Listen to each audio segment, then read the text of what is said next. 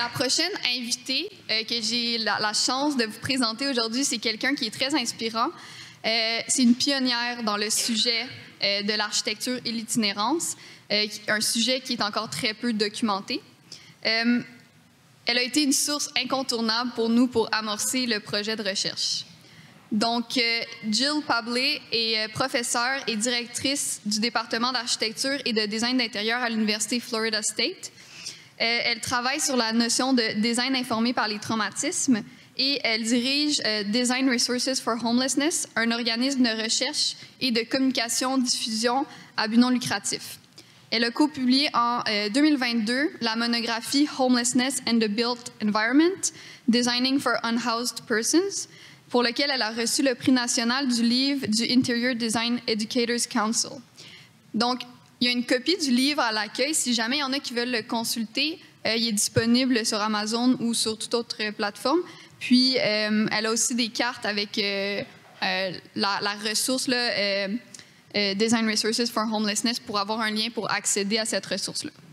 Ce qui est vraiment intéressant dans le cadre de cette journée de colloque, c'est que les travaux de Jill soutiennent vraiment la position selon laquelle l'environnement bâti, c'est un levier pour contribuer au bien-être des personnes en situation d'itinérance, au même titre que peuvent l'être des thérapies ou d'autres programmes d'intervention. Lorsqu'on a invité Jill à venir partager sa recherche à Montréal, son enthousiasme a été immédiat. « Whatever I can do to help » ont été ses mots. Donc, on est vraiment honorés qu'elle soit des nôtres et on espère vraiment que vous allez apprécier cette présentation et la qualité de son travail. La présentation va durer environ 40 minutes, puis ensuite, on va avoir un 15-20 minutes de questions, comme ce matin, là, donc un peu la même formule. Puis, vous pourrez aussi venir les poser dans la langue de votre choix. Donc, sans plus tarder, je vais inviter Jill à venir s'installer. It is an honor to be with you all today. I want to thank the conference organizers for making the invitation to me to be here with you today. I only wish that I could speak to you in the beautiful language of French. It's my error that I've never learned the language, but I really intend to. So thank you for your tolerance. It's many things we could talk about today, and I've so enjoyed our speakers up until this time as well this morning. I want to speak to you about home, which has been a theme this morning, and I want to speak to you about the notion of trauma-informed design. In my role as an academic and a researcher, I've also created a nonprofit organization, Design Resources for Homelessness, that has made its point to try to connect research and then pragmatically translate it so that we can build shelters, supportive housing, day centers, and other spaces in a way that makes sense, that leverages what we know in order to help people to understand how we can best help persons who are in crisis. So what we're talking about today is I just literally want to talk about some things that I think we all share in common. We want to help clients, we want to help staff, we want to help the public partners and donors, which are very much a part of supportive housing, a part of shelters, and other types of spaces. So I'm going to show you many, many images today, and I'm going to go kind of quickly because there's so much I want to show you. But you'll see the credits for many of the places that I visited across the United States and Canada, as well as in the United Kingdom and Sweden, to identify ideas that can be helpful. We're also talking about today the fact that built spaces, architecture if you will, can help or harm people. It can be a benign influence on mood, on perceptions, on how we see the world and how even people see themselves. It also lends an impression, positive or negative, of an organization's vitality and ability to manage the success of its goals. So what we're talking about today is deadly serious in many ways. Specifically today, in the time we have, I'd like to talk about how architecture and design can actually affect things, and people specifically. I'd like to talk about some principles of trauma-informed care and design. I'd like to identify some emerging ideas from my own research called the 6 fundamental needs. Excuse me. And then lastly, share some case studies with you. I understand this presentation is available to you later on if you'd like to take a closer look at some of the images that I'll be showing. Before I do any of that, though, I want to please share with you the Design Resources website. I've just got some screenshots of it here. This is a nonprofit organization that's been in place about 7 years, and it offers case studies, research summaries, all kinds of things at absolutely no charge. They are free for your download anytime you want them, with the express intent that they can help you with your work, to think about how we can actually leverage architecture to make our space better. Here is an example, a review of research that really sort of looks at what do we know about architecture and what can we do to leverage it in the psychology and other ways in order to design better. There's also a series of spotlight reports. Because so many people are unhoused and they have so many different needs, you'll find spotlight reports for families, for adolescents, for seniors, and we're actually working on a report right now that will interview veterinarians about how we can design supportive housing and other spaces for people with support animals, therapy animals, which is a very important issue too. We also have case studies. You can see an example here that show floor plans and actually start to deconstruct what are some of the specific elements within supportive housing units, for example, that can help people to feel more dignified, for example. So please take a look. It's all free, and it's all at the website. I've got cards and also postcards about design resources at the entrance table if you'd like to take those as you depart. But first, I'd like to acknowledge the challenges of your work, and again, deeply respecting the fact that you are here and we're all shared and united in this purpose. There are so many challenges to the work of creating architecture for people who are unhoused and in other sorts of crises involving budget, involving maintenance and cleaning regimens, which are, you know, incredible. I used to work in the theme park industry as a designer, and I can tell you that maintaining shelters and supportive housing is twice as hard as it is maintaining theme parks, which never close. So it's just amazing. Of course, our work is provocative and political. We have short schedules of budget. We have a sheer diversity of needs, circumstances, and for people that are always changing. We don't know who's coming in the door that might change our architectural needs. So this is kind of the perfect storm of architecture, if you will. So I'd like to start with why physical place actually matters. What are the things we know that bring us here today that really make our purpose so diligent and important here? We simply know that housing quality is associated, sadly, with morbidity from chronic and infectious diseases, from physical injuries, and mental disorders, period. Housing is healthcare. That is why we need to do this in a thoughtful and reflective way in order to literally lengthen and strengthen lives. So just a couple of sort of isolated pieces from empirical research that really impact us here today. Standards of living support or create barriers for those who have mental health conditions. For persons who are in crisis, many people are going to have mental health conditions of one kind or another. Simply speaking, standards of living in terms of the types of housing and other types of spaces we build matter. Chronic, long-term exposure to stress is also associated with cardiovascular and immune system problems. They are more vulnerable to communicable ailments, as we well know from COVID. So yet another reason we need to be looking at this. Depression. Many of your clients may be experiencing depression associated with the risk of suicide and chronic diseases, which of course compound and make things worse, such as cerebrovascular diseases and diabetes. So there's many, many reasons we need to be leveraging architecture, perhaps better than we are, in order to help people to be their best selves. Another thing that's really on my mind and I get super excited about, I'm such a geek about this, is what's called embodied cognition theory. This is a branch of psychology which just simply says that what people perceive and act on may be influenced by what they physically sense with their bodies. The fact is, if you look at this scene here, we tend to experience life not as an object like a coffee cup or so forth. We experience them as scenes, like from a movie. For example, you can imagine sitting here with your spouse or your partner enjoying a joke from this morning. And so you start to associate that coffee cup and that sun coming in the window with a wonderful scene, and we remember that, and it reinforces our dignity and our self-esteem and so forth. People like that who are unhoused have the same memories, whether positive or negative. So embodied cognition theory offers us a lot of very interesting emerging sorts of architectural ideas, some of which I'll share with you today, that really beg our attention. We also tend to experience space as a series of constructs, associations, and triggers. For example, you might have seen many shelters that use black bunk beds. The fact is, you can get bunk beds in many different colors without any difference in cost. Black bunk beds, though, are quite associated with some people with jail because the metal is cold, the ping of the metal when you tap it and so forth, it's reminiscent of black bars. So we could order our beds in yellow or blue or green and start to negate some of those triggers we might see. So that's just a very, very classic example. People and objects, place and objects tell people about themselves and the world. Another area I'm really intrigued with that's coming on strong these days is the impact of visual clutter.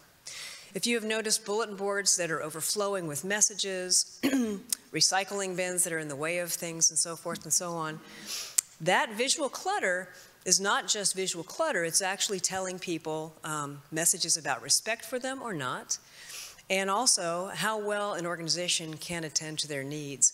So visual clutter is very, very important to this equation as well. So it's small things. You'll notice the theme in my comments this morning that a lot of these things are small.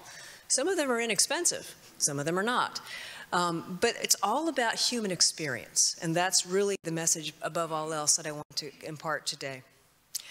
If you're looking for an excellent reference on some of these things, I really recommend the book Scarcity, Why Having Too Little Means So Much. This is an amazing book that really transformed my thinking about what it means to be in a scarcity state of mind. It shortens people's bandwidths. They are less able to deal with crisis. And it really has some cues as to how we should be designing architecture. For example, we should be designing spaces so that they are intuitive to navigate, so that we don't impact people's already compromised bandwidth of thinking. So I really recommend this as an ideal resource for your library.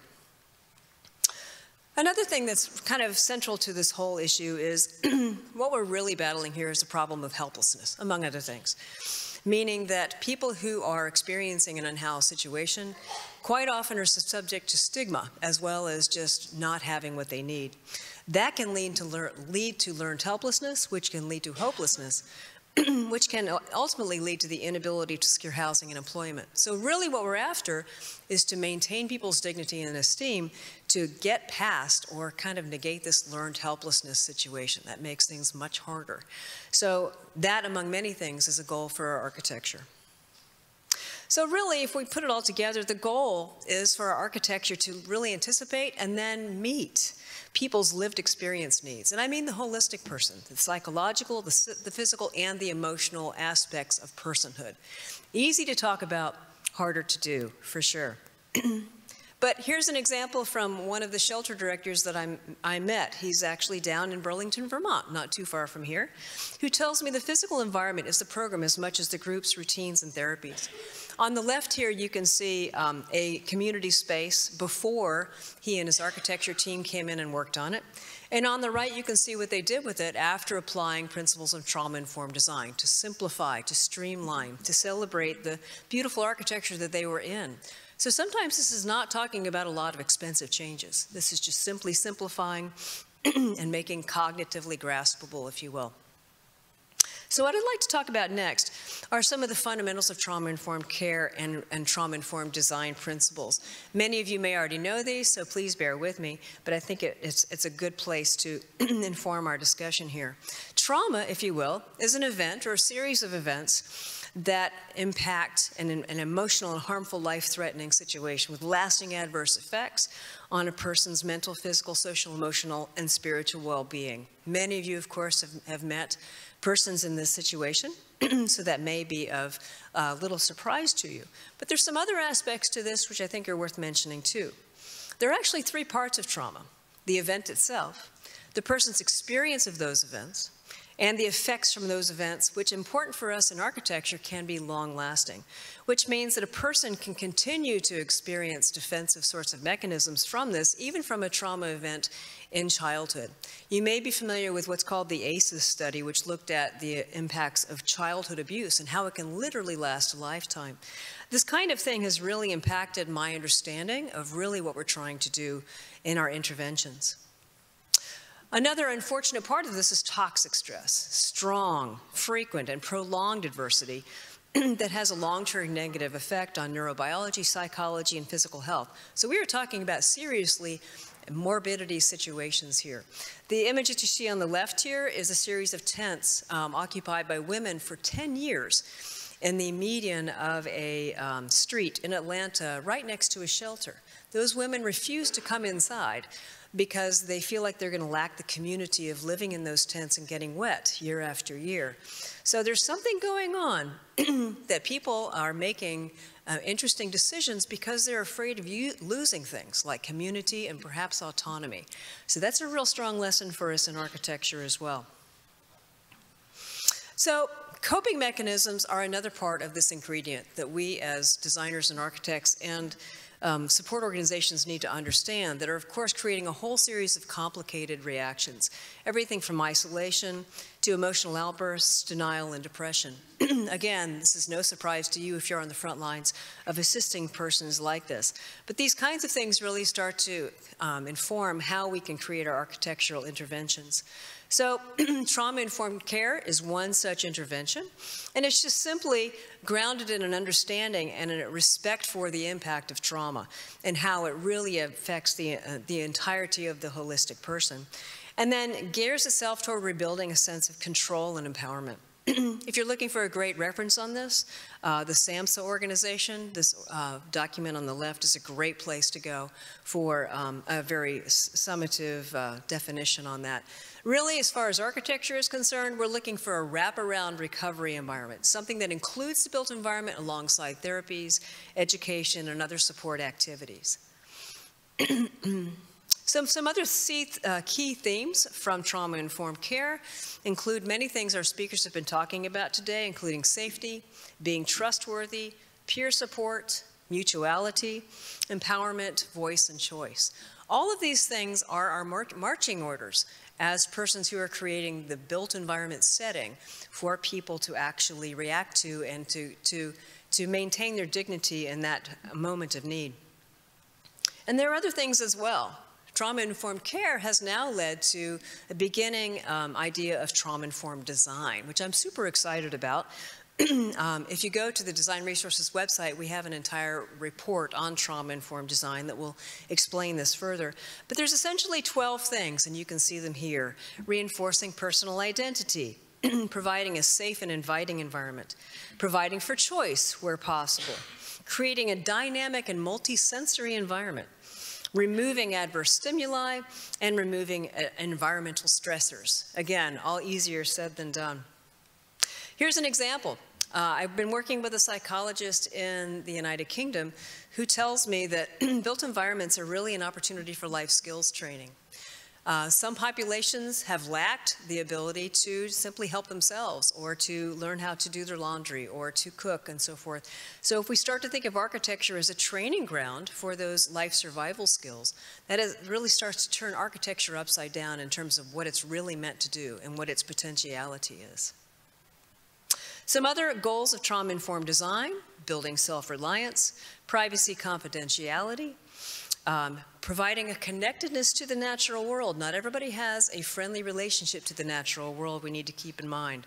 Promoting community, and then separating an individual from others who may be in distress. On that last note, here's an example. I provide consultation services for shelters and supportive housing that are renovating or coming out of the ground. And here's a recent sketch I provided to one that shows an intentional quiet place for somebody to just step away from those conversation groups and just have a moment sitting in a beanbag, looking out the window, to just kind of collect themselves. This isn't something we normally have in housing or community spaces, but it's something that from a trauma-informed situation may be a very necessary type of thing. So let me turn to some research that I've been really eager to dive into for some time. I've been curious as to, if we talk about architecture, what are the fundamental things we can have architecture react to so that we can actually create a space that people feel like they can be themselves. Researchers talk about this as the term ontological security, the feeling you have when you get home and you can be yourself. Nobody's looking at you. You can take your clothes off. You can toss them on the sofa. Nobody cares. It's that moment of de-stressing, of just being yourself. Isn't that a wonderful feeling? Well, everybody wants that feeling, including people who are unhoused. So what I did is I went across the whole nation and I asked people to do what's called a cognitive mind mapping exercise, where I asked them to bring me photos of what made you feel at home. And so that's what you see here, all these photos of people, you know, showing me lighting fixtures and sofas and those kinds of things. And so I categorized all that stuff, and how it all shook out was that, no big surprise, these are the 6 fundamental things that architecture can do to help people feel at home, whether they're unhoused or actually whether they're not. I asked over 150 persons who were unhoused about this, and they were in amazing agreement that these are the 6 things. This is not groundbreaking. There are other ontological security frameworks that do the same thing, but this is the first one specifically for people who are unhoused. So I'm going to give you an example of each of these really fast, with one example of what you can do with architecture to actually instigate this. There's probably hundreds, but here is just one. Instilling and maintaining dignity and self-esteem. We've got to have lighting in bathrooms anyway, right? But usually the lighting is at the upper right. See that picture of me that've got wrinkles and bags under my face? I look terrible, you know? That's where the lighting is, right over the mirror. The image of me at the bottom, where I look all youth and dewy and, you know, wonderful, that's lighting on the sides of the mirror. That's giving me cross lighting. Now, if I've got a job interview that day, which view of myself do you think I'm going to want to have? Okay? So we've got to have lighting in a bathroom anyway, right? So why not have it as you see here in the bathroom that you see on the left-hand side, which is something we did at a shelter down in Florida. Number 2, empowerment and personal control. Again, nothing you're probably surprised about here. But there are amazing things we could do at the local, intimate level of architecture to help people feel like they've got choice and they've got a measure of personal control. Image on the left is the before picture. Image on the right is the after picture of installing about 15 personal control measures, everything from a ventilation fan to a clock radio to bulletin boards to lap desks, so you can do your homework in bed and so forth and so on. And what we found is that people feel less crowded, less irritated, and better able to take care of their children if we give them more choice. And again, nothing is super expensive here. Number 3, security, privacy, and personal space, probably the most critical, important thing we can do. On the left, you see what we've often done for years and years is put like 40 to 60 beds in a room. People don't like that very much. They will put up sheets in the beds in order to give themselves some measure of privacy. So what you see on the right is what most shelters who are now renovating or building new are doing, of creating small community pods of people, to let them build community, build a level of trust and so forth, to let them cognitively grasp who's around them and so forth. It's a lot less intimidating. Stress management. Here we have a courtyard up in New York City that gives people a moment of repose, a moment of reflection, and probably the most important part of it is that privacy fence you see that blocks off the view from people outside to give people a measure of just self-reflection and not being on display to help manage and bring down that stress level. Number 5, sense of community. People can gain a lot from other people who are going through the same thing they can, of course. Here we see in Vermont a community room that intentionally chose round tables instead of square ones. Why? Round tables have been shown to actually promote community and a sense of equality better than square ones. Interesting, I really think. So that was a very intelligent choice on their case. And then number 6, one that we don't talk about a lot, but we should. The importance of being in the presence of beauty and being able to make sense of our world. I'm fascinated by the photo on the right where people will bring in beauty things to their environment, like a styrofoam cup with flowers in it, just because they want to be in the presence of beauty. On the left-hand side, you see some lighting in a shelter that has intentionally been illuminated from the bottom up, because up illumination is more associated with optimism. So again, there are things we can do that don't cost any more, but that can bring a sense of beauty and order and meaning to life. Being able to organize one's possessions is also in this category and very important to a sense of ordered thinking.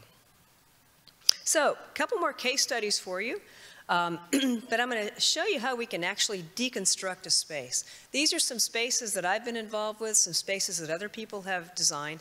So I'm going to show you some before images. For example, this is a community space in a repurposed office building that was for women and children in a day center. Glary lighting, that color is a little bit jarring, we probably would agree. So probably not really applying some of these 6 things we've been talking about. If we look at the after, they totally tore this building down and then totally rebuilt. This is what they came up with instead. So the orange dot that you see here, notice the residential lighting, zonal lighting. We're not overly illuminating the entire space anymore. The yellow dot shows choice. Choice in where we sit, choice in our body postures, choice in body sizes. Some people are larger, some people are smaller. And then the pink dot shows televisions that actually show a queue line of who will be permitted into the shelter that night. So it's transparent, it's fair, everybody knows what's going on. Here's another image from that same shelter. This is a local living room for a residential area. Here you can see with the yellow dot, visual interest. This is actually a wallpaper where the designers could actually choose what the images were in all the frames. There's no frames, it's actually just flat wall. The orange dot shows a hydration station, so somebody can go and fill up their own bottle without having to ask for a glass of water. So trying to get past that sense of helplessness. And then the pink dot shows a rocking chair, again, for choice in how we sit and so forth and so on. Here's another example for you. This is a courtyard between 2 different buildings in a space in Atlanta. We were asked to come in and actually look at how we could change this from a very intimidating space to one that would actually be welcoming. One thing that people who are in crisis are very sensitive of is being looked at by others or being scrutinized. This is an area that had a real pinch point that when you came in, everybody was looking at you. When you came in, you felt like you were absolutely on display. So this was the area before. And this is what we suggested afterward. So again, you'll see some dots here. The yellow dot shows some flags that are placed up high to intentionally move the attention up to kind of celebrate this beautiful negative space between these areas. And you'll notice also that these flags are way up above eye level, so they're going to resist defacement. You can't reach up there and destroy them and so forth and so on. The orange dot shows you the addition of just some seating areas to prompt some community, to prompt some sharing and so forth, and also to break up the hot space. This is a very humid space down there in the southern United States. The pink dot you see on the right is repurposing picnic tables and simply painting chess and checkerboards on them to make the reason to be in the space intentional, to give people a reason to be there so they don't feel like they're just kind of lingering to kind of talk to people. So giving people a reason to be there can be a little bit less stressful than just kind of asking people to show up. Here's another example. This is a supportive housing. This is a fascinating space. This actually was a building built for the journalists at the Olympics. Down in the southeast part of the United States. So it's very small, single occupancy apartments with a bathroom. So you can see it had standard issue matching furniture, very small room, kind of dim lighting, a single window, which is pretty typical for these kinds of spaces. Here's some other images of it with a little bit of a gesture toward artwork and so forth, cinder block walls and so forth. So here's what we suggested instead, opening up the space. The yellow dot on the right side is one of my favorite small little interventions we can do. Those small frames are actually flip frames, which means you can flip up the edges to actually pop in your own artwork to them. So in supportive housing, we want people to positively territorialize the space, to make it their own, to kind of express their dignity and tell other people who they are. So giving somebody an empty frame there that they can fill is like a gilded invitation to actually start to express who you are and so forth.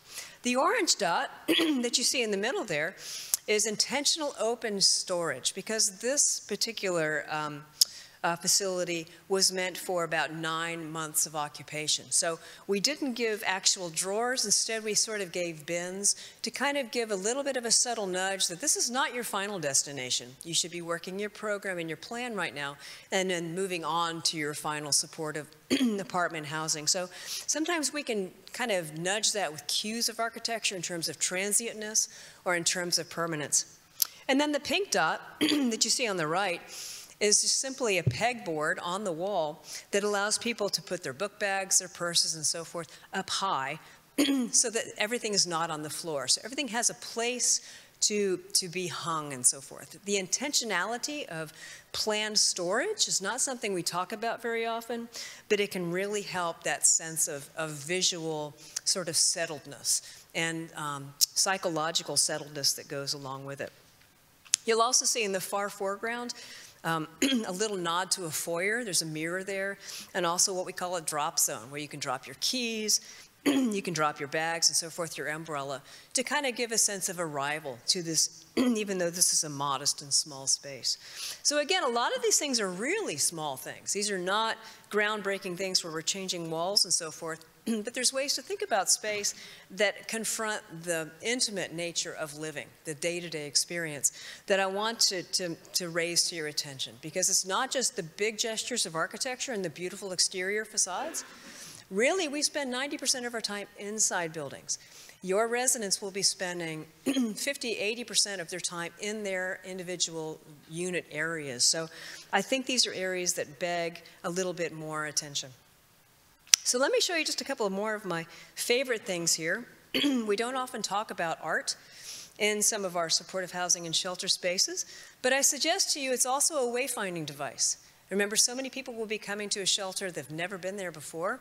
They're limited in their cognitive bandwidth. Why don't we give them something that we can gesture to? Go back to the sculpture and keep going straight to get to dining, or take a left and go to the men's wing, and so forth. So this was a custom sculpture that one of my colleagues at Florida State University created for us to kind of be that wayfinding situation.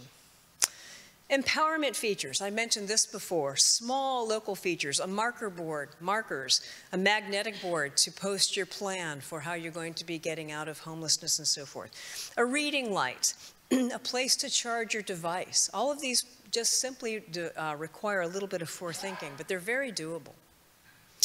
One of my favorites, this was from a women's shelter out in Seattle. And you can notice here that these are small sleeping pods. There's no full-height walls. That's how the women wanted it. These were women that experienced domestic violence, and they wanted other women to be nearby and to know that those women were nearby. But what you'll notice here is a simple stop-go sign next to the entrance. This just simply empowers a resident to say, yeah, I want to accept visitors, or no, I'm not having a good day. Please don't stop by. It's nothing more than a piece of paper, but it gives somebody the ability to gatekeep and react to how they're feeling that day. Here's another privacy idea. Here, this is an actual brand new shelter that just opened up in Atlanta. And here you can see some of those privacy features. A reading light, a clock radio, a place to charge your device, and even signage that lets you write your name. Trundle beds, in case we have families that come through. Visual stimulation. This is another shot of that same brand new shelter. This is a faith-based organization. So here they chose to use passages from the Bible, but also a series of words at the doors, so to get past just simply a door number. Why couldn't we direct somebody to the Inspire room or the Faith room or the Happiness room or whatever have you to start to bring in a more optimistic sort of conversation? I had mentioned earlier privacy and dignity is super important. Perhaps one thing you encounter quite often is the need to have bed checks. I was just entranced by this detail some of my architectural colleagues just found. It's just simply a key controlled privacy window that only the staff can open up just to make sure everybody's in bed, because this is usually a problem of walking in on somebody when they're dressing if you had to open up the door instead of just operating this in a very quick and discreet fashion. So again, architecture can really start to do some nice things with that. Choice. One of my favorite spaces as well is what's called an away space. This is a space that you are meant to sit in a community dining room looking outside. Maybe you don't want to converse with anybody that morning. You can read the newspaper, you can eat your eggs and ham, and you can listen to somebody nearby and kind of lurk in their conversation and make the conscious choice if you want to join that conversation or not. So architecture makes that socially acceptable to do that if we have away spaces like this. Speaking of choice and so forth, one of the main things we need to do is support identity. I was so saddened to see this photograph on the left. It was a bunk bed in a shelter situation where somebody had taken a sticky note and written their name on it, simply trying to proclaim who they are instead of just simply being a bed number that night. So why couldn't we do what we see on the right, where we have the bed number, but it's on a chalkboard, so somebody can literally write their first name and know who you're sleeping above or below that night. So a small little integrity gesture sort of thing going on there.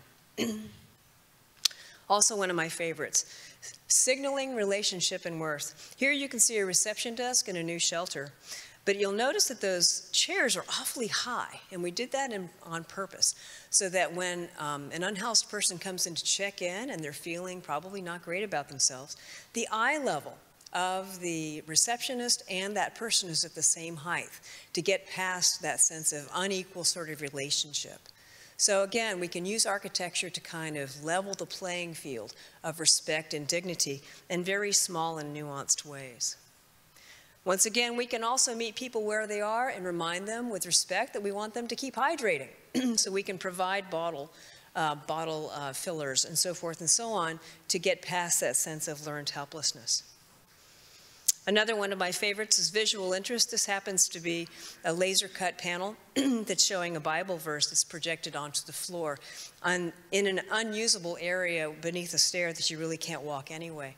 So finding places that offer surprise and delight is something that's really important.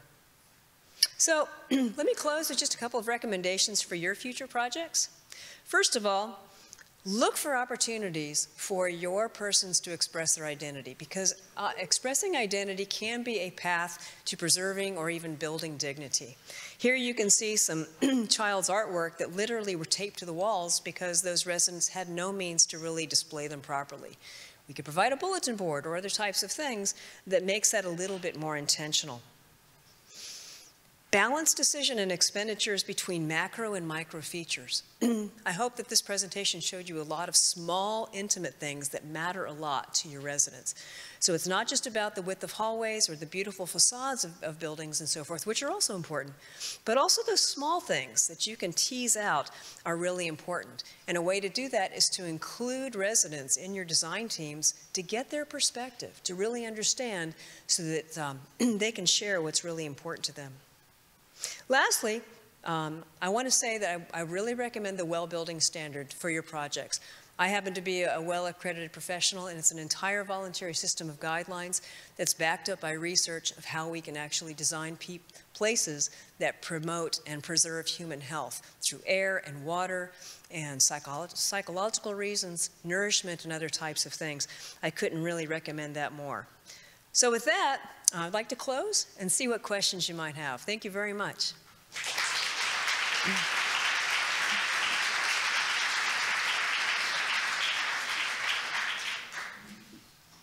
Thank you very much, because you push a lot of things, you know, like I think we have to make available in the shelter. So that's, for me, it's really amazing. And I think other recommendation can be also apply in the encampment, like a bunch of recommendations. Oh, yeah. You know, like, so I just make this link with the people I'm working with.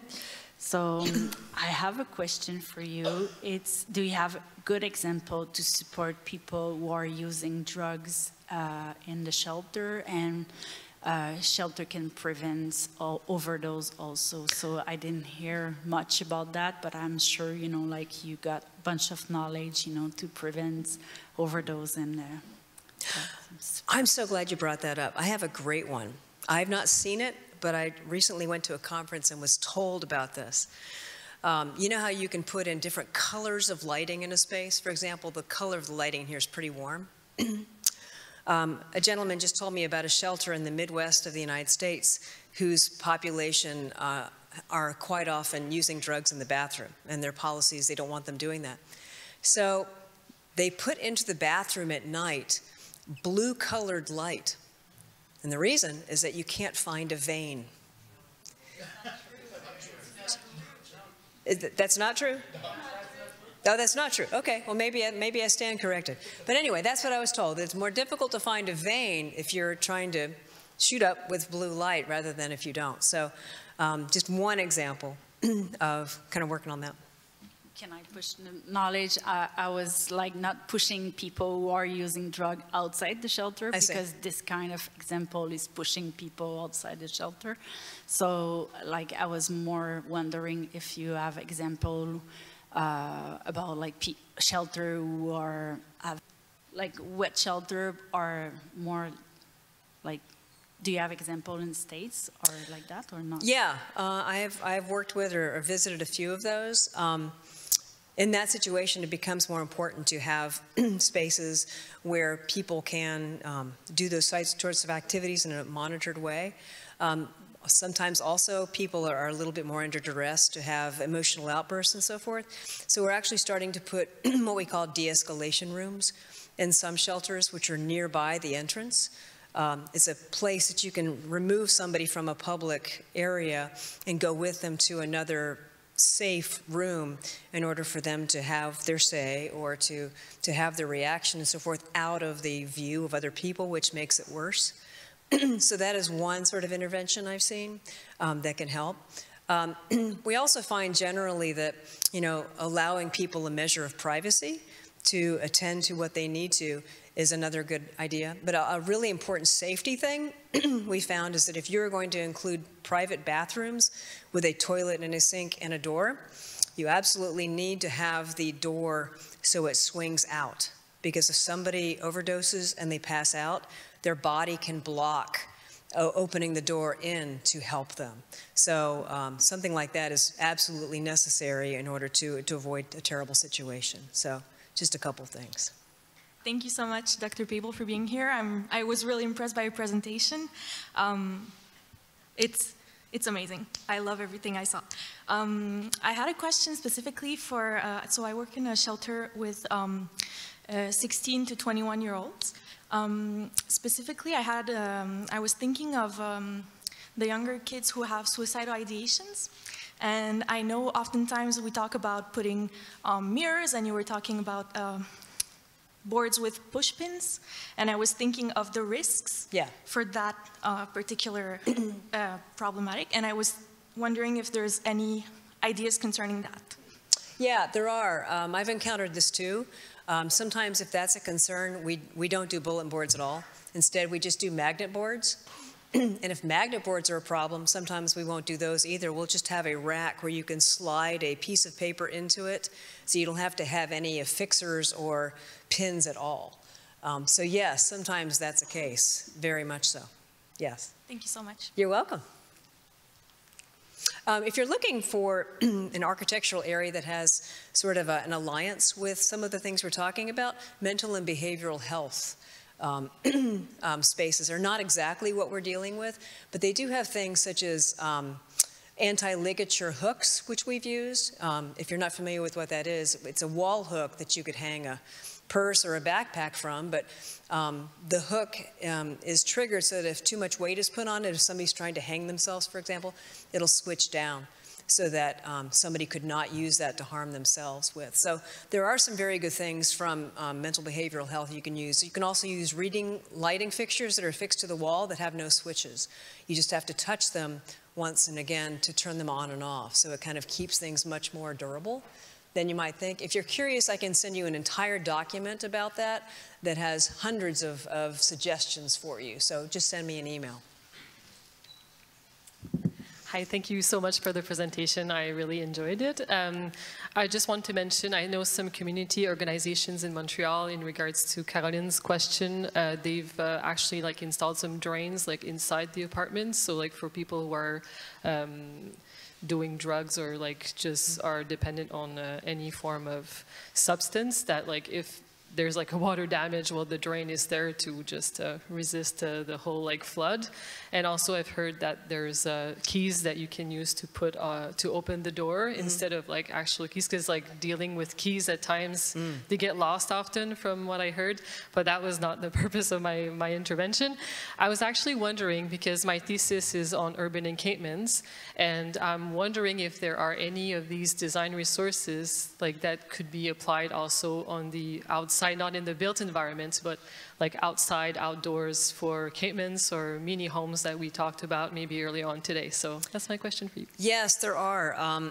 Some of these things are pretty universal to tiny houses, to encampments, to you know, more traditional apartments or day shelters and so forth. For example, different spaces have to deal with weapons differently. I've seen everything from amnesty boxes where one puts their weapon before they approach to enter so that nobody knows they had a weapon. I've seen other systems where there's a whole classification system. You hand your weapon to a receptionist who will catalog it for you and then give it back to you when you leave. I know that's a dreadful thing to think about, but it's one of those necessary things. So there are some things, especially in that research summary I'd mentioned, that are possible on those things, yes. All right, well, thank you very much. It's been a pleasure being here with you today.